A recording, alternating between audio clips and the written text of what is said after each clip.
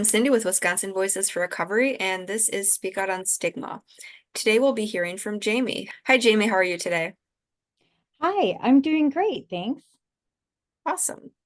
So tell me, if you told someone about your substance use disorder, how do you think the stigma associated with it would affect the way they treat you?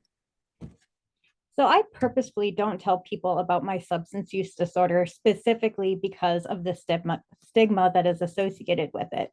If I were to tell people at work that I am in recovery, I worry that it would be as if there's an elephant in the room, that this shoe is always waiting to drop.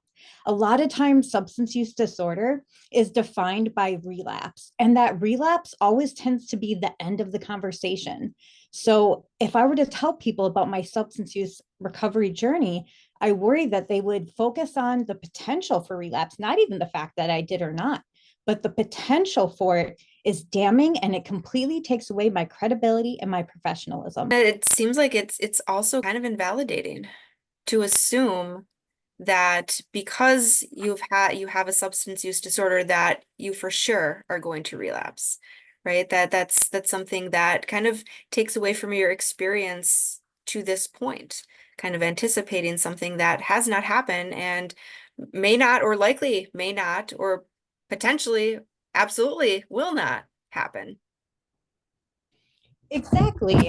And there's the fact that it could potentially happen, but then that second piece is that if when it does, there's nothing after that. There's no talk about how can we support that person to get them back on the recovery journey. It's all just focused around the relapse and the stigma of they will use again. Absolutely. And what I'm hearing is it's critically important to focus on that healing and that support piece, to help people continue on their journey and be successful. Absolutely. Support networks are invaluable. No one goes through this journey alone, and everyone needs people there to rally around them to celebrate successes and sobriety anniversaries. Those things are important every day. Absolutely. And what can communities do to reduce stigma and support people who are recovering from substance use? One of the best things that people in the community can do is they can use person first language. There are some words that maybe aren't necessarily person first, but also might have some of that stigmatizing connotation around it. So, for example, sometimes people will interchange substance use and substance abuse, but the term abuse gives the connotation that the person doing the act is doing something wrong. And so it puts it back on the person. So just being really careful about our language. Another thing that's really helpful, getting trained in administering naloxone.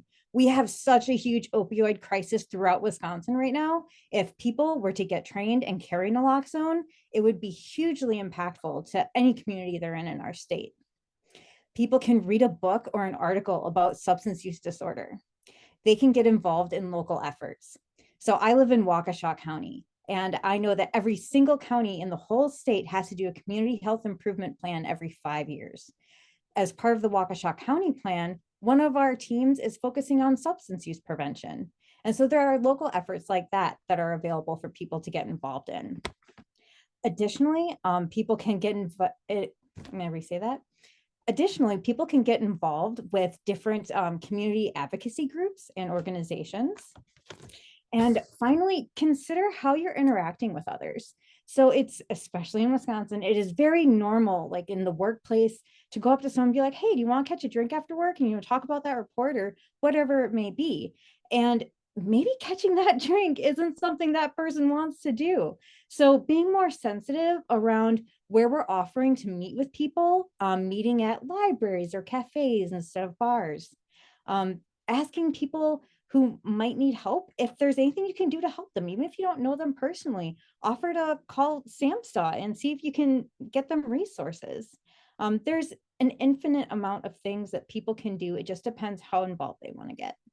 What a great list of ways to get involved and opportunities to support people in recovery and people striving to get into recovery. Thank you. Yeah, we're striving really hard all over the state to make sure that anyone that is struggling with a substance use disorder has the resources available to them to get help when they're ready. Absolutely. And is there anything else you'd like to add? just to have a great day and stay strong. Well said. Thank you so much, Jamie, for sharing your views on stigma. And thank you to our viewers for watching. Speak Out on Stigma is a forum to raise awareness about the harmful impact of stigma on those in and seeking recovery. Recovery is for everyone. Together, we can eliminate stigma. Don't forget to like, comment, and share this video. Thank you and have a great day.